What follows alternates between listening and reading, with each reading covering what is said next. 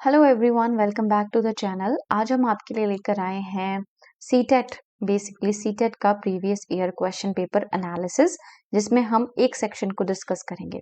इससे क्या फायदा होता है कि जब आप एग्जाम देने जाते हैं, at that moment it helps you कि आप डिफरेंट डिफरेंट क्वेश्चंस को एनालाइज कर चुके हैं एंड यू नो कि किस तरीके का एग्जाम का पैटर्न होता है। ठीक है, तो इसी सीरीज में हम पेपर 1 का सेट ए डिस्कस करने जा रहे हैं। जिन्हें नहीं पता है उनके लिए I want to inform you all that कि इस पूरे पेपर के अंदर आपके 5 पार्ट्स होते हैं या 5 भाग होते हैं, जिसमें 150 ऑब्जेक्टिव टाइप के क्वेश्चंस पूछे जाते हैं।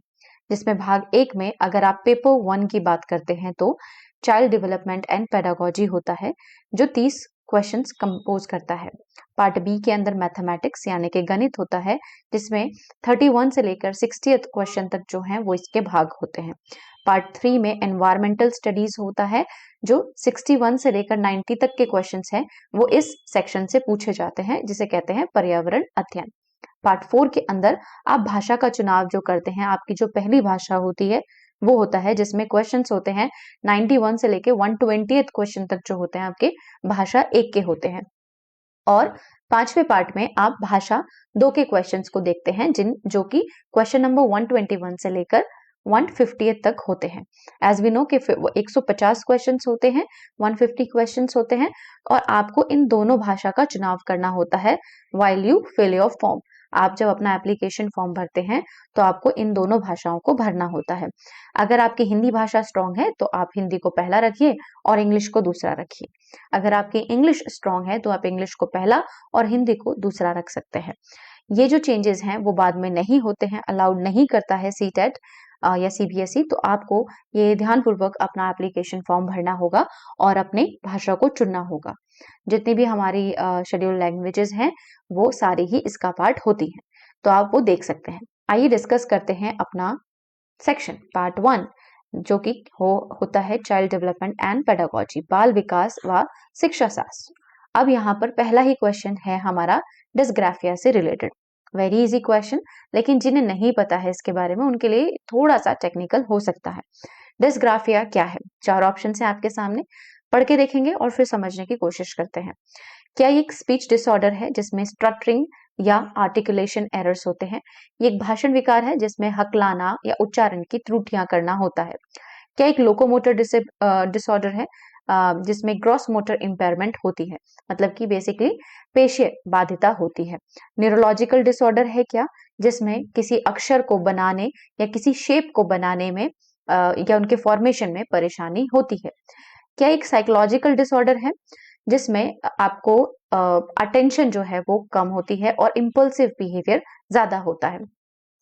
तो अब ये क्या एक मनोवैज्ञानिक विकार है जिसमें ध्यान लगाना ये सब कुछ इसका अभाव होता है और बहुत जो इम्पल्सिव बिहेवियर है वो ज्यादा शो होता है? अगर किसी को ये नहीं पता है लेकिन वो वर्ड जानता है या उसका रूट वर्ड जानता है, जैसे कि ग्राफिया अगर आप देखें तो राइटिंग से रिलेटेड होता है, कुछ बनाने से रिलेटेड होता है ना, कुछ ड्रॉ करना, कुछ बनाना, उससे रिलेटेड होता है। और जब डिस लग जाता है तो इसका मतलब इसमें प्रॉब्लम होना। करेक्ट? तो यहाँ पर अगर आप देखें तो अगर ये बनाने से रिलेटेड है तो बनाने जैसा शब्द तो फॉर्मिंग आया है, यहाँ पर बनाने में कठिनाई होना। स्पीच डिसऑर्डर होता है जब आप कोई भी आप लैंग्वेज में जब आप हकलाते हैं या आपका कोई एरर आता है, आप प को ब या ऐसे करके कोई लैंग्वेजेस में डिफरेंशिएट नहीं कर पाते और आपका साउंड जो है सामने वाले को समझ नहीं आता, बेसिकली आपकी भाषा में एरर होना। लोकोमोटर डिसऑर्डर होता है जब आपके किसी बॉडी पार्ट में कोई ऐसी त्रुटि होती है या कुछ बाध्यता होती है जिसके कारण आप कोई काम नहीं कर पाते। न्यूरोलॉजिकल डिसऑर्डर्स होते हैं जहां पर आपके कुछ फंक्शनिंग्स जो हैं वो डिफर करते हैं। साइकोलॉजिकल डिसऑर्डर्स में आपका ध्यान लगाना और ये सारी चीजें शामिल होती हैं। अगर हम देखें तो डिस्ग्राफिया जो है वो एक राइटिंग का जो डिसऑर्डर है उसमें आता है, और यहाँ पर जो सही ऑप्शन है वो है कि विशेषता अक्षरों और आकारों को बनाने में जो कठिनाई है, ये इसका सही आंसर है। ठीक है, इसी तरीके से एक और वर्ड होता है डिसलेक्सिया। डिसलेक्सिया का मतलब होता है जब आपको या किसी को भी रीडिंग में इश्यूज होते हैं या रीडिंग करने में कठिनाई होती है, दैट इज डिसलेक्सिया। एक ऐसा ही शब्द होता है जिसे हम कहते हैं डिसकैल्कुलिया। इसमें क्या होता है, जब कैलकुलिया वर्ड आता है तो मतलब कैलकुलेशन, तो अगर कैलकुलेशन करने में प्रॉब्लम है दैट इज सेड डिसकैल्कुलिया। जिन्हें बच्चों को मैथमेटिक्स में थोड़ा प्रॉब्लम होता है और वो इसको नहीं कर पाते हैं, दैट टर्म इज कॉल्ड डिसकैल्कुलिया।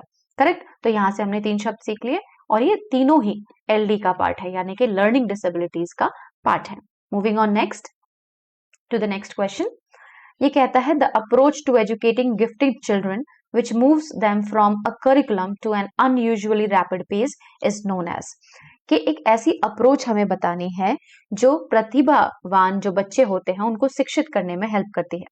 प्रतिभावान बच्चों को शिक्षित करने का उपागम जो उन्हें असामान्य रूप से तीव्र गति से पाठ्यचर्या के माध्यम से आगे बढ़ाता है, क्या कहलाया जाता है। तो अगर आप सोचेंगे, ये भी जो आपका जो क्वेश्चन है वो गिफ्टेड चिल्ड्रन के सेक्शन से आता है। अब गिफ्टेड चिल्ड्रन कौन होते हैं ये जानना बहुत जरूरी है। गिफ्टेड चिल्ड्रन होते हैं जो बहुत ही हाई स्पीड के साथ लर्न करते हैं, जिनमें कोई खास विशेषता होती है। These students are called gifted children. ठीक है, इनकी जो IQ लेवल है वो भी हाई होता है, किसी कार्य को करने की या सीखने की जो क्षमता है वो भी हाई होती है। तो ऐसे बच्चे को अगर आप क्लास में बिठाएंगे और आप उनको स्लोली स्लोली कराएंगे तो वो बोर हो जाएंगे और उनके बिहेवियर में भी आप चेंजेस देख सकते हैं। तो यहाँ पर वो क्वेश्चन पूछ रहे हैं कि उनको अनयूजुअल रैपिड पेस से पढ़ाने का जो माध्यम है या जो प्रोग्राम है उसको किस नाम से बुलाया जाता है। क्या उसको डिफरेंशिएटेड इंस्ट्रक्शन के नाम से कहते हैं, एनरिचमेंट प्रोग्राम्स होते हैं, एक्सक्लरेशन होता है या इमर्जन होता है। हिंदी में भी इसके जो हिंदी वो है ट्रांसलेशन है वो भी दिया गया है। तो अगर आप देखें डिफरेंशिएटेड इंस्ट्रक्शंस हम देते हैं CWSN के संदर्भ में, मतलब कि चिल्ड्रन विद स्पेशल नीड्स या चिल्ड्रन विद डिसेबिलिटीज को हम डिफरेंशिएटेड इंस्ट्रक्शन देते हैं। जिस तरीके का उनका समझने का तरीका होता है उसी तरीके से हम उनको समझाते हैं। एनरिचमेंट प्रोग्राम भी कुछ इसी तरीके के होते हैं जहां पर हम कोई स्किल को सिखाया जाता है जहां पर। ठीक है, एक्सक्लरेशन क्या होता है, एक्सक्लरेशन होता है किसी चीज को स्पीडली कराना, किसी चीज को तेज गति के साथ कराना, दैट इज एक्सक्लरेशन। ठीक है, इमर्जन मतलब कि आपको किसी चीज में विसर्जन करना। तो यहाँ पर जो सही ऑप्शन इसका जो हो जाएगा, क्योंकि हमें क्या करना है, सेम ही करिकुलम पढ़ाना है लेकिन कैसे पढ़ाना है, तेजी से पढ़ाना है। करेक्ट। तो उसका जो सही आंसर हो जाएगा वो आपका हो जाएगा ऑप्शन नंबर 3, एक्सक्लरेशन। ठीक है, आई होप ये चारों ही ऑप्शन क्लियर हो गए होंगे। थर्ड क्वेश्चन है teachers who are working towards inclusive classroom. Inclusive classroom के एक टॉपिक से आपका ये क्वेश्चन है।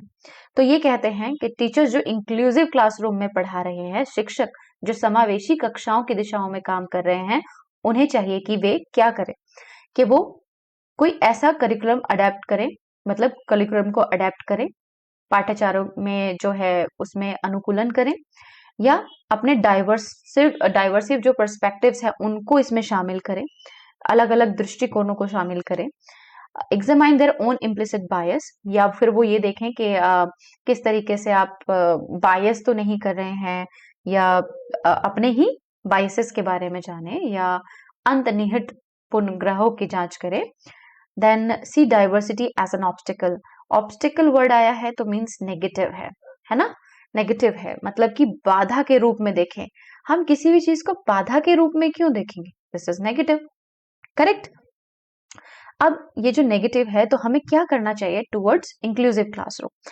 क्या हमें अडेप्टेशन करनी चाहिए, बिल्कुल हमें अपने करिकुलम को अडेप्ट करना चाहिए अगर हम इंक्लूसिव क्लासरूम में हैं, समावेशी कक्षा में हैं। समावेशी कक्षा कैसी होती है, जहां पर सभी लोग आते हैं, सभी के सभी बच्चे, चाहे वो चिल्ड्रन विद डिसेबिलिटीज हों, चिल्ड्रन विद स्पेशल नीड्स हों, या फिर मेन स्ट्रीम के बच्चे हों। ठीक है, जिन्हें आप जनरल पॉपुलेशन कहते हैं, या फिर आपके गिफ्टेड स्टूडेंट्स क्यों ना हो।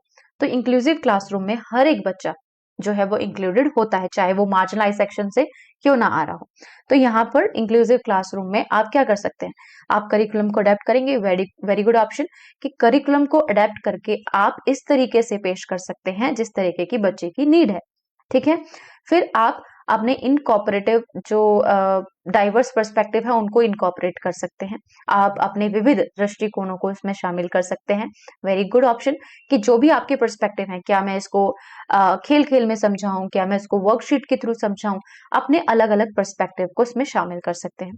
फिर आप ये भी देखेंगे कि आपके अंदर ऐसी कौन सी चीजें हैं जो इसको अच्छा कर सकती हैं, जो अच्छा नहीं कर रही हैं, या आपके अंदर क्या बायस है, आप अपने ही बायसेस को क्या करेंगे, एग्जामाइन करेंगे।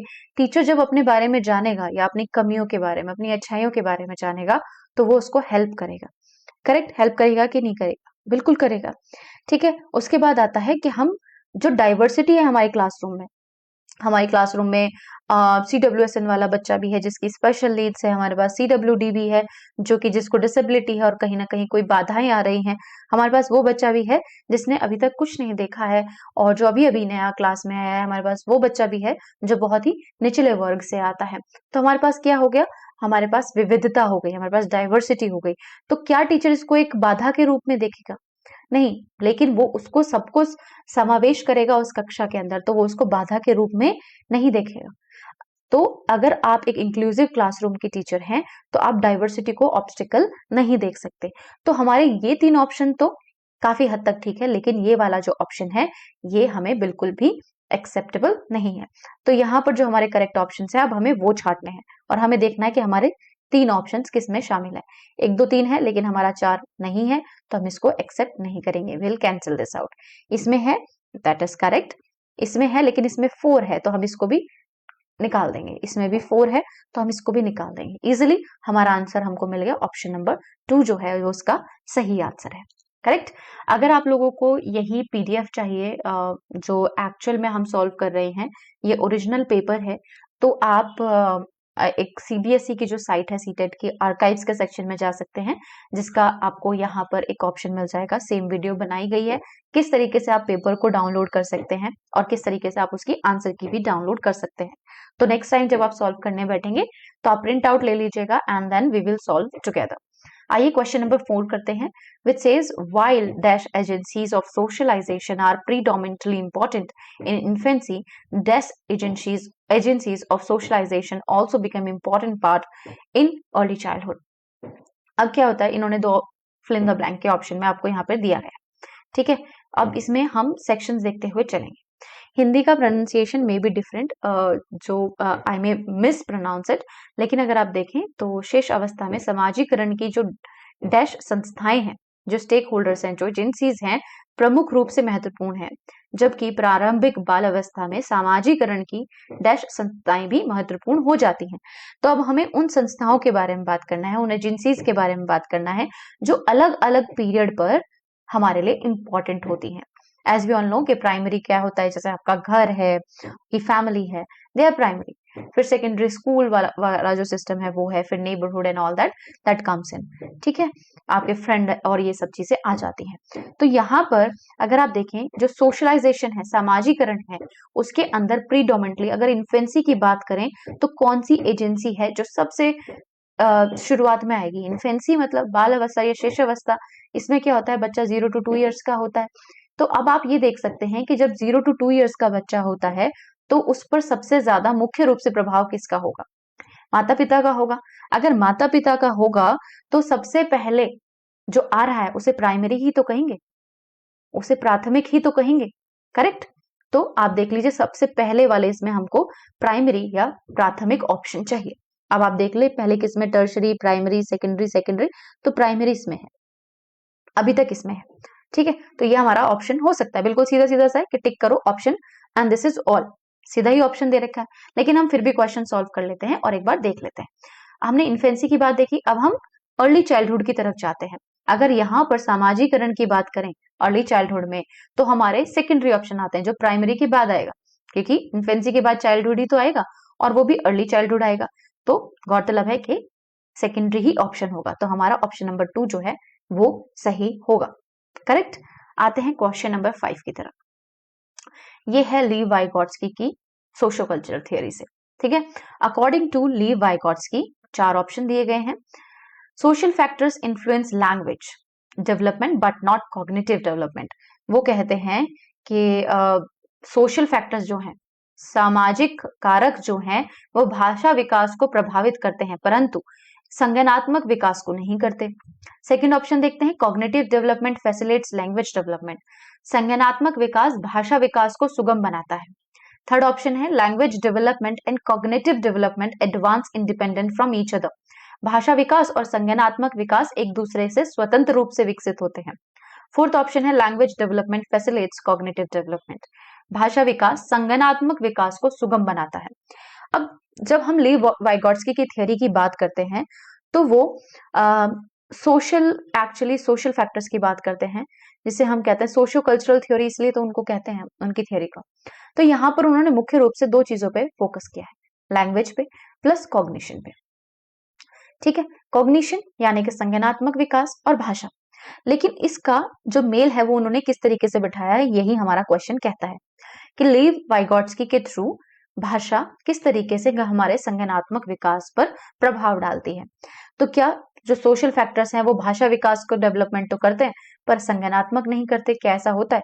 देखिए, अगर हम सोसाइटी में रहते हैं तो जब हमारी भाषा बढ़ रही होती है उसी से हमारे जो संज्ञानात्मक विकास है वो भी हो रहा होता है। दूसरा क्वेश्चन कहता है कि cognitive development facilitates language development. संज्ञानात्मक विकास जो है वही भाषा को बढ़ाता है। ठीक है, और ये थर्ड ऑप्शन कहता है कि भाषा और संज्ञानात्मक विकास का एक दूसरे पर कोई निर्भरता नहीं है, ये स्वतंत्र रूप से विकसित होते हैं।